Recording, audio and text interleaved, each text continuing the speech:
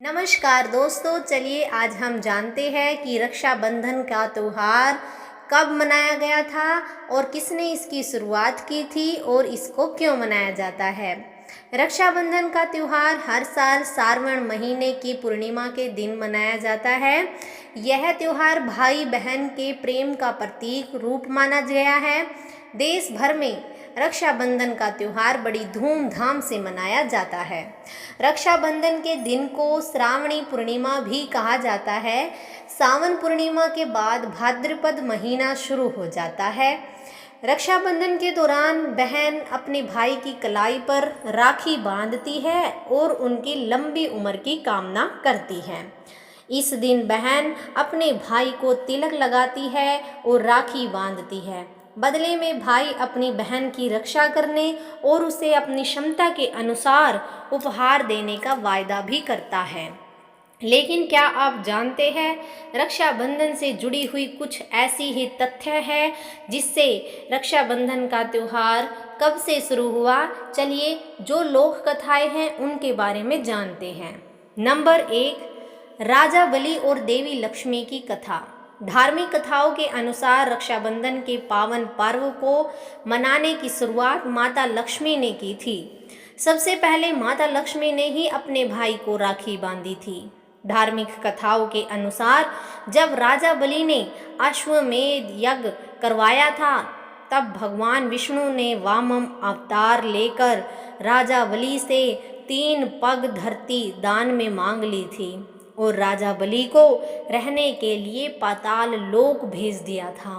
तब राजा बलि ने भगवान विष्णु से वरदान के रूप में पाताल लोक में रहने का आग्रह किया, जिसे विष्णु जी ने स्वीकार कर लिया।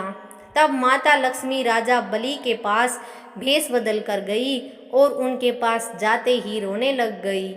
राजा बलि ने जब माता लक्ष्मी जी को रोने का कारण पूछा तो माँ ने कहा कि उनका कोई भाई नहीं है, इसलिए वो रो रही है।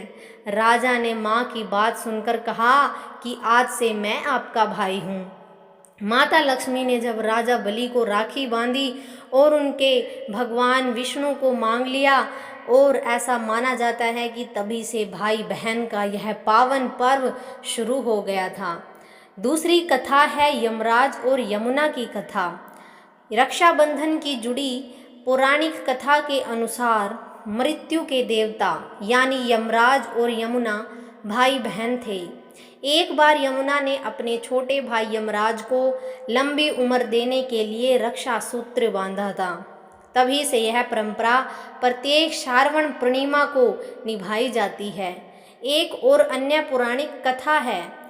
अन्य पौराणिक कथा यह है जिसके अनुसार एक दिन राजा इंद्र और राक्षसों के बीच भयंकर युद्ध छिड़ गया, जिसमें इंद्र हार गए थे। तब इंद्र की पत्नी ने गुरु बृहस्पति के कहने पर सूची को इंद्र की कलाई पर रक्षा सूत्र बांधने का आदेश दिया था। इस रक्षा सूत्र के माध्यम से ही राजा इंद्र राक्षसों को पराजित करने में सक्षम थे। तभी से रक्षाबंधन का त्यौहार मनाया जाने लगा। न एक और है महाभारत में राखी बांधी गई। महाभारत युद्ध में पांडवों की जीत सुनिश्चित करने के लिए श्री कृष्ण ने अपनी सेना की रक्षा के लिए युधिष्ठिर को राखी की रस्म की पेशकश की थी। इसके अलावा कुंती ने राखी को अपने पोते अभिमन्यु से और द्रौपदी ने राखी को श्री कृष्ण से जोड़ा था। ऐतिहासिक कथाएं। महान कवि और नोबेल पुरस्कार विजेता रविंद्रनाथ टैगोर ने बंगाल विभाजन के दौरान हिंदुओं और मुसलमानों के बीच भाईचारे को बढ़ावा देने के लिए भी रक्षाबंधन मनाया था। राखी और सिकंदर की कहानी। दरअसल सिकंदर की पत्नी ने हिंदू शासक पुरु को राखी बांधकर उसे अपना भाई बनाया था।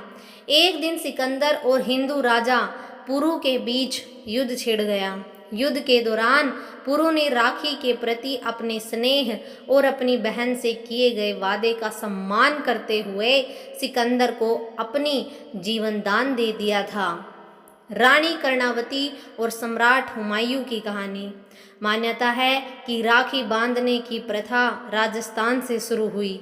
इस कथा के अनुसार मेवाड़ की महारानी कर्णावती ने अपने पति की रक्षा के लिए मुगल राजा हुमायूं को राखी भेजी थी। हुमायूं ने राखी की लाज रखी, तभी से राखी बांधने की परंपरा शुरू हो गई थी। धन्यवाद दोस्तों। ये जो भी जानकारी है ये लोक मान्यताओं के अनुसार है और इंटरनेट की उपलब्धियों के अनुसार है। धन्यवाद दोस्तों। आपको जानकारी कैसी लगी कमेंट बॉक्स में ज़रूर बताना, और अगर चैनल पर नए हैं तो चैनल को लाइक शेयर और सब्सक्राइब कर देना। आपको हमारे चैनल पर ऐसी ही कहानियाँ, धार्मिक पौराणिक कथाएं, स्वास्थ्य संबंधी घरेलू नुस्खे, वास्तुशास्त्र और ज्योतिष शास्त्र के नुस्खे बताएंगे। धन्यवाद।